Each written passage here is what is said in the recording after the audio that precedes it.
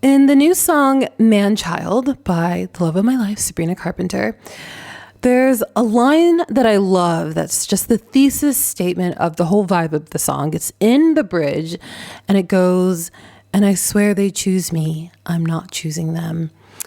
I love that line, but also you are choosing them, Sabrina. You are choosing them. And of course, I know the song is satirical, it's tongue-in-cheek, she's subversive, she's irreverent. She doesn't take herself too seriously, but at the same time, behind this humor facade that she has, these songs are based on painful and frustrating, humiliating relationships. And as a diehard Sabrina fan before Espresso, even before the nonsense outros blew up, here's proof of when I bought Emails I Can't Send. In the first month it came out, for those of us who were really dedicated fans of Sabrina, we were watching in real time as some of the men in these relationships were publicly doing things that were quite humiliating for her. And we felt that pain for her.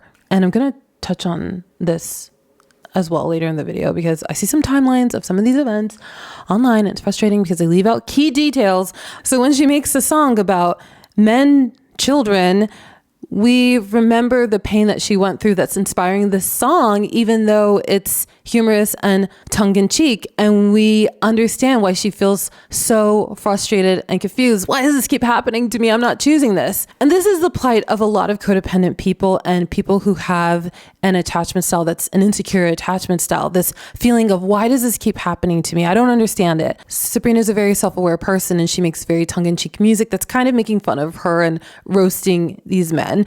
But for a lot of people going through this, like, it's not satire for them. They're truly coming from a place of, why do I keep attracting narcissists? Why do I keep attracting boys? Why do I keep attracting women who only date me for my money? And all of these, false beliefs that it's just a thing that's happening to you that you have no control over. And that's what I want to talk about in this video, because in reality, we are choosing these situations. I want to talk about how we can get better at consciously recognizing what we are subconsciously choosing.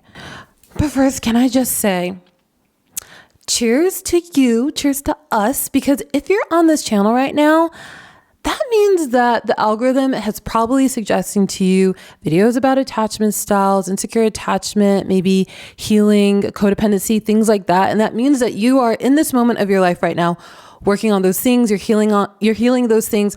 There's so many people who will go their entire lives, never learn about this stuff, never work on themselves. So if you're here right now, I really appreciate you being here. Let me drink my water. And if you're brand new here, my name is Wando and welcome to Confessions of an Avoidant. Okay, so I want to talk about the course and how it's so representative of people who struggle to kind of notice their patterns and where they miss moments in dating and relationships where they accept this and then it goes too far. I feel like it, more than any part of the song, really reflects this codependent logic that things just happen to us. And we need to be conscious of that when we find ourselves thinking like this, because we can do something about it if we notice we're thinking like this. So she says, "Man-child, why you always come and run into me? My life, won't you let an innocent woman be? Never heard of self-care, half your brain just ain't there. Da, da, da. Man-child, why you always come and run into me? Taking all my lovin' from me." Again, obviously the song is very tongue-in-cheek. At the same time, the song is obviously taken from painful experiences and humiliating experiences, and it's being presented as a humorous song. So if we're just looking past the humor facade of the lyrics, someone saying, my life, why do these like men, children type of people keep running to me? That's a common way of saying, like, why is this happening? Why is this happening to me? Oftentimes the reason these things keep happening to you is because you have poor vetting processes during the dating phase of getting to know somebody. So that means that as we get to know somebody and we allow them into our life and we have more exposure to them, we collect more information about them.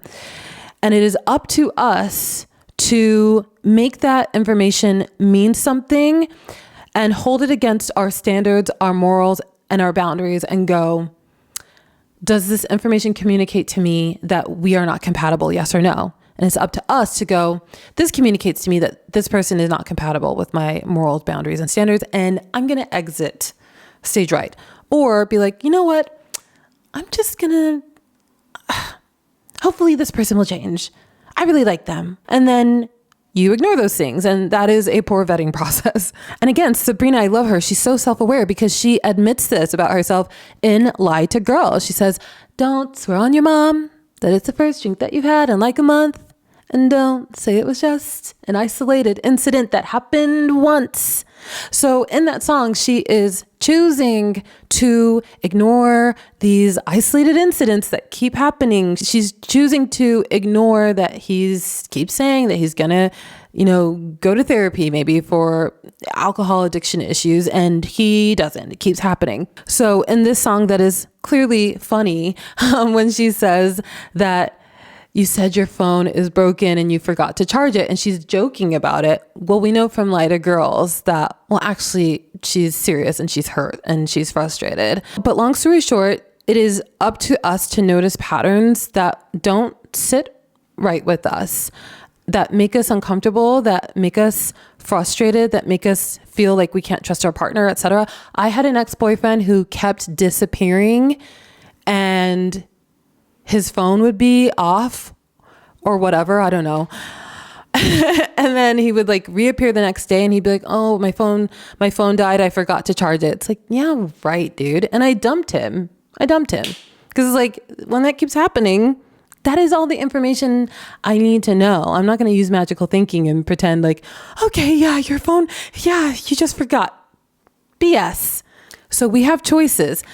And the last line of the chorus, she says that these men are taking all my loving from me, taking all my loving from me. So again, I know that that's a hyperbolic thing that sounds good in a song. But if we're looking at the source material, naturally, she really feels that way. And also, as I was saying earlier, I was watching in real time as a massive Sabrina fan when she was being publicly humiliated by some of these men. So, for example, that whole Shawn Mendes thing, so many timelines that I've seen about that are just wrong, and they're just missing such crucial information because it's so obvious from the people creating those timelines. And some of them have admitted that they only started following her after Espresso. But when we were following that in real time, we saw things like they were clearly out and about constantly together for 3 months straight. And then I actually looked this up. So the last time they were seen hanging out, they went to the Miley Cyrus album release party on March 13th of 2023. That was a Saturday. So you can assume two people dating spent the weekend together. And we know they did based on her music, Camila's music, and Shawn's music. And then that very same week, this man went on an interview in the Netherlands and said that he's not dating Sabrina. And I want to give Shawn the benefit of the doubt that he just got clarity in those 3 to 5 days that he didn't want to date her anymore. And people are well within their right to not be attracted to someone anymore. That doesn't make them a bad person. What was humiliating for her in that, though, is that he did it so publicly after just clearly having spent the weekend with her, after months and months of spending time with her. Just such low empathy reveals something like that for the world to know, I can imagine is so humiliating. And I just remember being so angry for her. And usually when celebrities have breakups or they stop dating, they have their publicist or a source that releases a statement to People magazine that says something like they're just friends or they're just hanging out, but it wasn't serious and it didn't go anywhere. So for him to have spent the weekend with her and then 5 days later, whenever he did that interview, to be like, oh yeah, this person I've just been seen with all the time for the past 3 months and I just spent the weekend with, let's not talk about her. We're not together. I would kill myself. If that happened to me so publicly. So yeah, these songs are humorous, but there's pain behind them. There's always pain behind humor. And also to this point, when people say things like people are taking all my love, or I give, and they just take, or I give so much and they're so like, I just wish someone would give back to me as much as I give to them. No one's asking you to overgive. That is essentially a rule that you've made up for yourself, often coming from a place of codependency, and you're projecting onto other people that they want that, or that all people do that. All people overgive and all people want to be overgiven to. When in reality, for maybe a securely attached person, if they're dating someone who's just giving, and they're just putting all of their focus and all of their energy into their partner in a relationship, it's going to come across to that person, the partner of that person, that they don't have a sense of self. They don't know how to like exist outside of the relationship. And it's going to make the partner feel like there's so much pressure on them.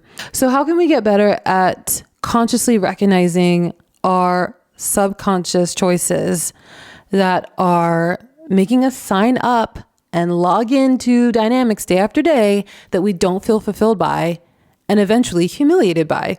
So it all goes back to the vetting process. We have to be able to notice patterns and be like honest with ourselves about the discomfort that we feel about them. We can't let our fear of being alone and being single overwrite the discomfort and disrespect and hurt that we feel when people hurt us. I see so many people who are in so much pain because of this, and they've given all of the responsibility of whether or not they're in pain to what another person is doing, whether another person is sorry, whether another person wants to be with them, whether another person wants to make it work. In reality, if you are constantly in this much pain, you can log out. You can sign out of this, and you can sign out as soon as you notice a certain pattern on the second date, or 2 months of dating, or 2 years of dating. Like, it's never too late to be like, you know what? This pattern is not going to change. It's a pattern. You have a choice. You can ignore the pattern that he always puts his phone with the screen down on the table and is really weird about when he gets texts. You can ignore it, or you can be like, that is weird. Like, a person who has nothing to hide doesn't do that. You can ignore if she keeps saying, oh, my phone died. That's why, I was AWOL and I'm texting you the next day. You can ignore that. You can go, she's acting like she has a lot to hide. We have a choice, and we have to recognize when there's a pattern unfolding and understand, as Dr. John Geloni says, although I don't know if he invented this, but whatever. He always says behavior is a language. So someone's patterns is speaking to you the truth of who they are. And their patterns are always going to be more honest than whatever they're saying to you. And I think a lot of people who are codependent or people with insecure attachment styles want to believe more in what someone's words are than what the patterns of behavior shows. And the reason we get hurt and have so much pain is because despite what someone says again and again and again, the patterns aren't matching up. And that creates a lot of pain and frustration and resentment in a relationship. So it is all of our choices to acknowledge that pain that we're feeling from those patterns and walk away and say, you know what? I'm not ignoring patterns this time. And I know that there's someone out there for me who's not going to have these patterns. Or if we talk about these patterns and they talk about my patterns, we can collaborate and work to minimize doing things that hurt the other partner. But if you have someone who's not doing those things, you have a choice to stay or go. So I hope you guys liked this video. I love Sabrina Carpenter so much. I'm so excited for her follow-up album to her breakthrough album, short and sweet. I'm so excited. And if you're a massive Sabrina fan, comment your favorite song below. Mine is Sharpest Tool and Coincidence and Taste. Okay, see you in the next video. And already over.